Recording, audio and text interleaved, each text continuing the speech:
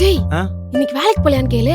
ஏன் அத நீயே கேட்கலாமே. எனக்கு யார்கிட்டயும் பேச விருப்பம் இல்லன்னு சொல்லு. வேலைக்கு போற எனக்கு தெரியும் எப்ப போகணும்னு. அவங்க வேலையை பார்த்தா போதும்னு சொல்லு. நீங்களே அத சொல்லலாமே. எனக்கும் யார்கிட்ட பேசவும் விருப்பம் இல்ல.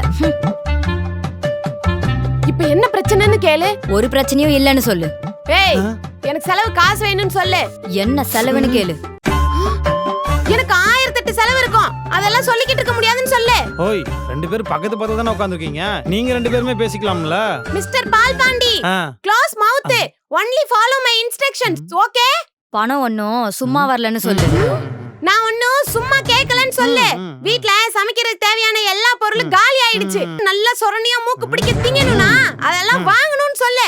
ஏய், யாரை நீ மூக்கு பிடிக்க தின்றான்னு சொல்ற? உன்னை தாண்டி சொல்றேன். நான் எப்படி வேணா சாப்பிடுவேன். அது கேட்க நீ யாரு? ஏய், நீ என்ன சொன்ன? ஏய், அவளை தாண்டி வந்து மரியாதை. ஆரம்பிச்சாங்க. ஊர்ல